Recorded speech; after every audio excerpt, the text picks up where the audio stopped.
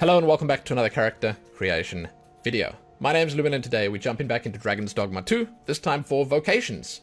I felt like my Vocation section kind of got lost in the 6-hour character creation video that I put out, so yeah, I wanted to cover it in its own video to give you guys all the information you might need to be able to jump in informed, to be able to have a good time. Let's talk about Vocations, the classes in Dogma II. If you'd like to do a deep dive, to discover all there is to discover about Dragon's Dogma or Vocations, I'll put some links below. You can check those out. Enjoy. Now, a few things before we jump in and look at each vocation individually. You can change your vocation at any point. You pick a vocation when you start the game here, and maybe you want to pick the one that's closest to what you're aiming for. So, as an example, maybe you're aiming to be a sorcerer, then you might want to pick mage here. Maybe you're aiming to be a warrior, then you might want to pick fighter here. It's not a hard and fast rule or anything like that. Maybe you want to diversify your gameplay experience, so you'll just pick randomly. It's whatever, right? It might just help you a little bit along the way. Now, there are 3 different types of vocations. There are starter vocations. Those are the ones available in character creation. There are advanced vocations, 2 of them, and then there are hybrid vocations. The advanced vocations are upgrades of starting vocations, but they are different. And we'll talk about those individually when we get to them. The hybrid vocations are multi-classes, basically. They are combinations of like 2 classes. They squash them together. They have some similar abilities. They have something in common with each of the classes that they are multi-class in, right? The advanced vocations and the hybrid vocations you pick up later in the game. You do not pick them here in character creation. You get them later from an NPC, from a quest, and by reaching a certain level as far as I understand, or by reaching a certain reputation with said NPC. Then, your main pawn can only be the starter vocations and the advanced vocations. They cannot use the hybrids. And they can also be changed at any point. So if you change your vocation and suddenly your party feels imbalanced, you can switch theirs up to make up for that. It's all very important to know. Finally, mastering vocations. On your travels, you'll encounter vocation maisters who have mastered their chosen vocations, and by deepening your relationship with them, you'll gain their approval and gain access to their vocation or special tomes that teach you the highest order of the Maisters' teachings. That's to master the class that you've chosen. There you go. That's the basics out of the way. Now we're going to jump in and look at the specifics, starting with fighter. It's the first one over here. They got fantastic looking armor. You can see that they use a sword and a shield. The fighter vocation excels in melee combat, deftly wielding a sword and shield. Fighters can slice through enemy ranks and deliver powerful blows while also using their shield to protect themselves and their allies. It's pretty cool. They are tanks. They are high health bruisers on the front line. It's basically what you'd expect them to be. They are different from the warrior advanced class because they use the sword and shield. Although the warrior is also tough, it's not as tough as the fighter. It is important to note that these starter vocations are not worse than the other vocations. And I will say that as I go through this video, I'll say it a bunch. They're not worse. They're different. Just because you can pick this one right at the start doesn't make it weaker than the other ones. Important to note that. So that's the fighter, and I really like it. I like the idea of it. I actually really enjoyed Sword and Shield in Monster Hunter World, and I sort of liken this game to Monster Hunter World a little bit, just in the way that the vocations work and the skill sets work, but I also obviously compare it a lot to the Souls-like games out there. So in those games, I didn't really use a sword and shield, but in Monster Hunter, I loved it. I think this is going to be an interesting class.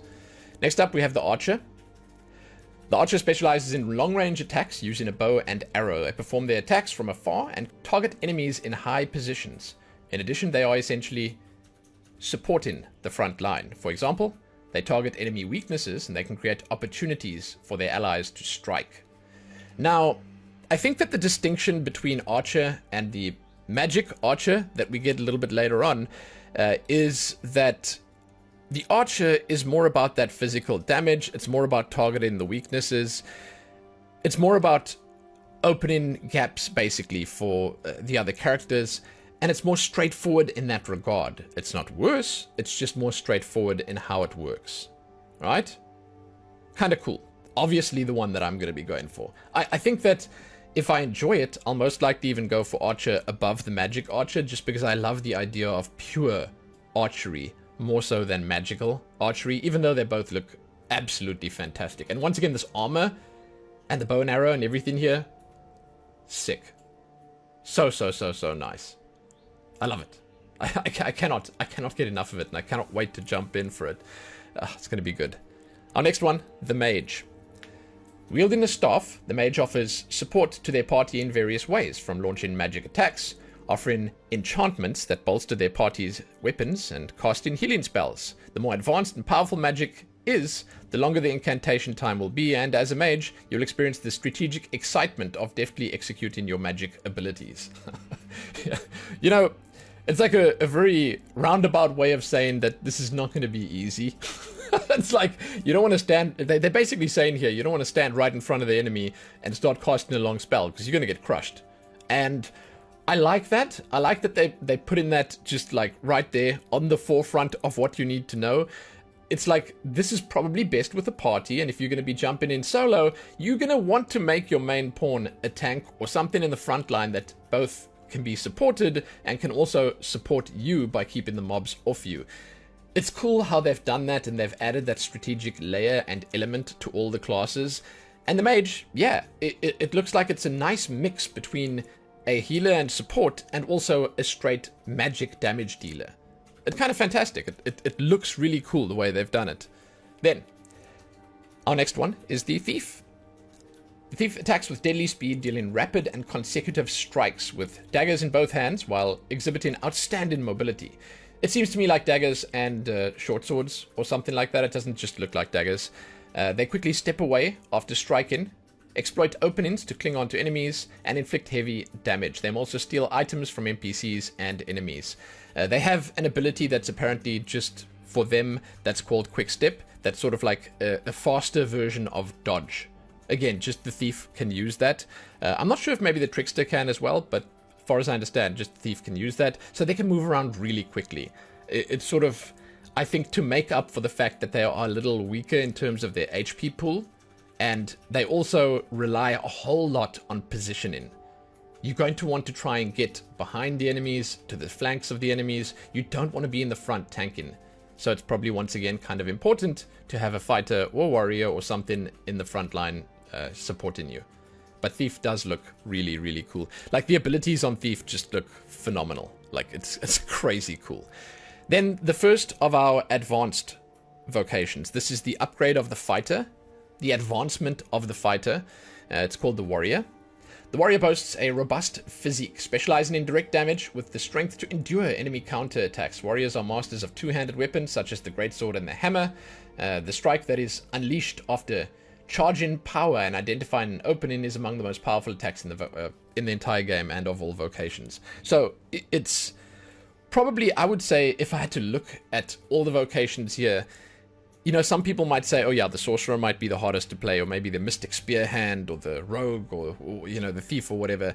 I personally believe, after having played a few hundred hours of Monster Hunter and a bunch of Souls-like games, I believe that the Warrior will probably be the hardest to actually be really good at, because they have these really slow, methodical attacks, and when you hit with those attacks, the impact is felt, right? And it's a really cool style of play. It makes you feel really cool when you can pull those big and heavy attacks off. But again, it's kind of difficult to have that all set up. The nice thing is, however, that they have a robust physique and they can take the hits. So, you know, you have that safety net in place as a warrior, and that's sick. It's really, really cool. Again, they use these big two-handed weapons, whereas the fighter, which is the basic class, that instead uses a sword and shield. Different weapons. And again, it's a different class. It's not a better class, it's just a different class. Next up, and by the way, the main pawn can be a warrior. And there can also be this next one, the Sorcerer. The Sorcerer is a vocation completely specialized in various magic attacks. Their magic is conjured with both hands through a large staff and can change the tide of battle at any given opportunity. As their magic spells take longer to cast, it is key for the Sorcerer to find a safe place and determine the correct moment to strike. As far as I understand the Sorcerer, it is basically like the Mage, but without a lot of the support. They'll still have a little bit splashed in, but it's mostly about the damage, the big AoE spells, the heavy hit-in stuff. And it's obviously also going to be a bit more difficult to position yourself and get those spells cast, those attacks off. So it's a little different than the Mage, and that's important, right? That's an important distinction to make. It does look cool, and I love the way that the game seems to handle big spells. They look really flashy. Our next class is the Magick Archer. I also really like the look of this one. Available only to the Arisen, the Magick Archer Vocation excels in long-range combat with magical arrows. In addition to attack in or heal in, very important to note that, it can also support. Magick Archer is also adept at supporting their allies. They can learn a custom skill that unleashes a devastating attack over a wide area in exchange for reducing their own maximum HP. So you've taken the Archer, you have made it a little bit weaker in terms of the overall stats, right? But it has more versatility in damage dealing, and it can also support by healing allies, and I suppose different forms of support as well. Not exactly the same, once again, as the Archer, but an interesting distinction that I honestly really like the look of. It also seems like it might be a little more new player friendly with a lot of lock-on attacks and stuff like that, which could be cool. It could be a nice thing to do, especially in games like this where sometimes the monsters move around really quickly and it's hard to find those openings. So yeah, this is another one of these supportive classes that can help support your team against the enemies they're fighting against, and that's cool. Then we have the Mystic Spearhand. This is a vocation available only to Arisen. Once again, it combines melee and magic, making them a well-balanced vocation that is effective from any range. The Spearhand is a master of their unique weapon, the Duo Spear. Using magic, they can paralyze enemies or hurl multiple objects at them. So you can throw stuff at your enemies, and it's kind of cool. The idea of this one seems very similar to the Insect Glaive in Monster Hunter. I know it's not the same. It just feels the same to me, where they have this special weapon, the Duo Spear. And it's nice how they basically take in, you could say, the two-handed weapon style of the warrior, speeding it up a little bit, adding some flippy stuff, and then putting a magical twist on it.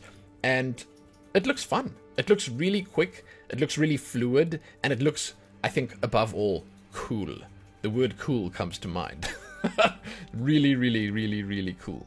Then, speaking of cool, our next up is the Trickster. A vocation exclusive to the Arisen. Once again, the Trickster can conjure illusions through the smoke created by its unique weapon, the Censer. Tricksters can use illusions to deceive enemies into fighting against their own, and they have the ability to temporarily increase the power of pawns beyond their limits. So this feels like more of a support and disruption class.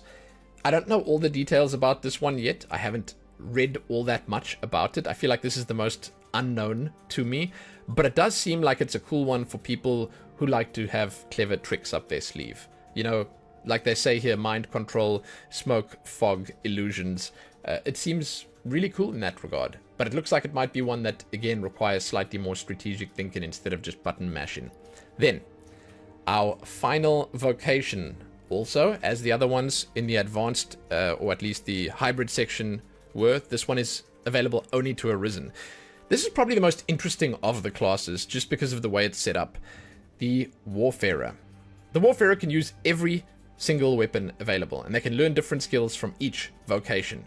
By using diverse weapons, the Warfarer can respond to any situation and create combos that cross vocational boundaries. The Warfarer's lower base stats require them to utilize the situational strengths of different weapon types to be on par with other vocations with specialized strengths.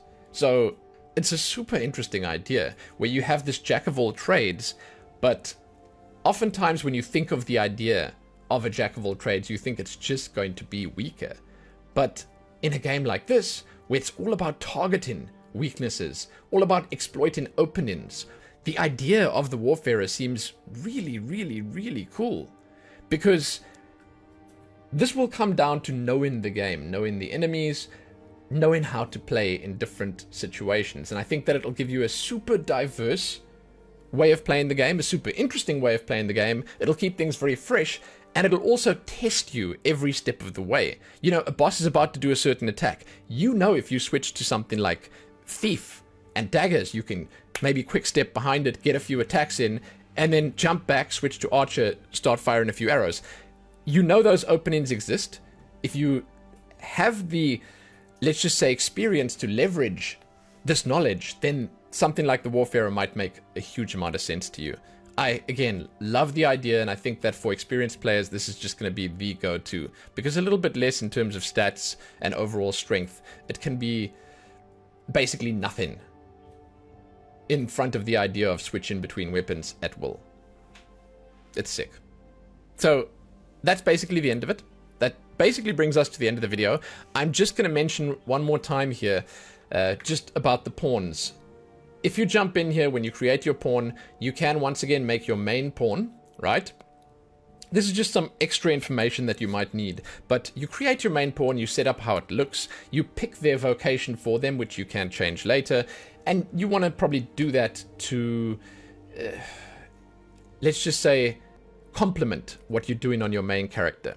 So the idea kind of makes sense to maybe put the main pawn on a fighter or something like that. If you play in a mage or archer, you don't have to. You can do whatever you want. If you're a good gamer and you know what you're going for, you could have double archers or something like that. But after jumping in and you've got your main pawn and yourself, you actually have the ability to summon 2 more pawns from other players, which is really, really cool. Then you can have a whole adventuring party to run around with. And that can also make up for any shortcomings of your 2-man party or of your chosen vocations in those situations. So keep that in mind. Those extra pawns that you can summon, they are not permanent. They just come in, they sort of help you, they join you for this, that, or the other, and then they peace out again.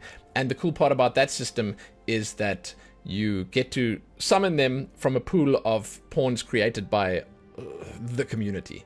And that's sick. It's a really cool idea to include community creations and to spice up the experience a little bit. And there we go. Yeah. Hey, thank you so much for joining me. Thanks for listening to the speech about vocations. I am super excited to jump into this myself and to make my choice. I think it's a pretty simple choice for me. I'm almost certain I'm going to be jumping in on Archer and most likely sticking on Archer, but I'm not going to make the mistake that I usually make of sticking with one and never testing the waters. You know, I should try everything. I need to actually go and have a look, because in games like this, every time I've jumped in, my experience has always been that when I stick with something, I do enjoy myself, but I never realize that there might be something better out there for me. You know, I might jump in on the archer and think, oh my god, I want to be an archer. This is the vocation for life. I'm stuck on this one because it's my favorite thing. But I might not at that time realize that perhaps the gameplay of the thief might be more to my liking in this specific game. Or perhaps the warrior, with its slow and methodical gameplay, could just be the right fit for me. You know, those things, you got to keep that in mind. And for me, I'm going to try and break out of that cycle when I jump in here, and I'm very keen to do so. So hey, if you guys have any favorites right now, if you have any plans, I'd love to hear them. Are you going to make yourself like a themed character and party? Are you going to create yourself in the game? Are you going to pick your own like personal fantasy choice for class? Or are you going to be like super strategic and technical about it and pick what you think might be best? Let me know. Let me know what you're excited for. As I mentioned, I am currently very keen for the idea of Archer. I am. But I do look at Thief and I think to myself, jumping around really quickly could be fun. And man, yeah, why wouldn't it be? So that's me right now, and I'd love to hear from you guys. Hey, thank you so much for watching. If you'd like to find my links, they are below. You can find my coffee page there. You can find my Twitch stream right there where I will be playing this. And hey, if you haven't already, give this video a like and share it and do all that other good stuff. I do appreciate it when you do that. And guys, when you jump in, enjoy yourselves. Have fun. Yeah. And be cool. Happy that.